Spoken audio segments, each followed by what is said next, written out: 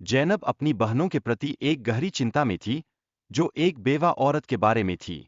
उसने पूर्वानुमान लगाया कि यह औरत एक दिन उनके लिए गंभीर समस्याएं उत्पन्न कर सकती है।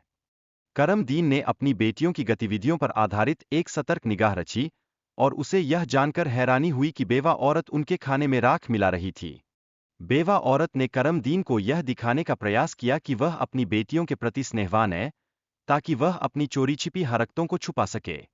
सौतेली माँ ने बेटियों को घर के कामों में व्यस्त कर दिया, और उन्हें उचित भोजन भी नहीं उपलब्ध कराया। इस स्थिति के कारण बेटियों की स्वास्थ्य और मानसिक स्थिति अत्यंत दयनीय हो गई। जंगल में जाते समय बेटियों ने एक बुजुर्ग से अनार खाने की अनुमति मांगी, जो उनके लिए आनंद और खुशहाली का नया स्रोत बन गया। सौतेली माँ ने देखा कि बेटियां भूखे रहने के बावजूद स्वस्थ और सुंदर दिख रही है, जबकि उसकी अपनी बेटी की स्थिति प्रतिकूल हो रही है। तीन बहनों ने जब जंगल में जाकर देखा कि अनार का पेड़ उखड़ चुका है, तो वे इस दृश्य से अत्यंत दुखी हुईं। बुजुर्ग ने लड़कियों को आश्वासन दिया कि अल्लाह उन्हें इससे भी बेहतर आशीर्वाद देगा, और उनकी भलाई के लिए उन्हें दूध की नदी का पता लगा। सौतेली माँ ने बेटियों की सेहत में सुधार को देखकर उनकी गतिविधियों की गहन जांच करने का निश्चय किया। करमदीन की पत्नी ने अपने उपचार के लिए अपनी बेटियों का खून निकालने का आदेश दिया, जिससे वह अत्यंत चिंतित हो गया। यह उसके लिए एक कठिन और नैतिक डिलेमा बन गए। करमदीन ने अपनी बेटियों को जंगल लेकर जाकर उन्हें भोजन कराया, और उसके बाद वह स्वयं वहां से पलायन कर गया। यह उनके प्रेम और त्याग का एक गहरा प्रतीक था। तीन दोस्तों ने जंगल में लड़कियों की आवाज सुनकर उनकी सहायता करने का निर्णय लिया, और अंततः उनकी मदद से उन्होंने विवाह किया। इस प्रकार यह उनकी नई जीवन यात्रा का प्रारंभ था। जैनब के पति की गुमशुदगी के पश्चात उसकी बहनों ने नासिर को खोजने का प्रयास किया, लेकिन अफसोस, वे भी वापस नहीं लौटे।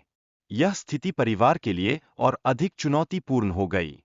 जैनब के घर में एक जादूगर फकीर का आगमन हुआ, जिसने उसे डराने का प्रयास किया और उसे कुतिया में बदल दिया। यह जादूगर का कृत्य जैनब के जीवन में एक नया संकट उत्पन्न करता है। जैनब का बेटा जब बड़ा हुआ, तो उसने अपने माता पिता को खोजने का दृढ़ संकल्प लिया। उसकी खाला ने उसे समझाने का प्रयास किया, लेकिन वह अपनी माताओं की खोज में बढ़ता रहा। लड़का एक बुजुर्ग से सहायता मांगता है, आशा करता है कि अल्लाह उसकी मदद करेगा। बुजुर्ग उसे धैर्य न छोड़ने की सलाह देते हैं। जादूगर लड़के को एक लड़की को संदेश भेजने का कार्य सौंपता है। लड़का यह समझता है कि वह अपनी मां से मिलने जा रहा है, और इसके लिए योजना बनाता है। लड़का अपनी अंगूठी को एक गुलदस्ते में छिपाकर अपनी मां के पास रखता है। जैनब उस अंगूठी को पहचानकर अपने बेटे की पहचान की पुष्टि करती है। लड़के ने चतुराई से तोते के पंख खींचकर जादूगर की शक्तियों को समाप्त कर दिया। यह कहानी में एक महत्वपूर्ण मोड़ साबित हुआ। कैदियों की आजादी के बाद परिवार का पुनर्मिलन अत्यंत भावुक था। पिता ने अपनी बेटियों से माफी मांगी, और इस खुशी के पल में वह आंसू बहाने लगे। सभी पात्रों ने अपनी जिंदगी में सकारात्मक बदलाव लाने के लिए नए सिरे से शुरुआत करने का निर्णय लिया। यह एक नई दिशा और उत्साह का प्रतीक था।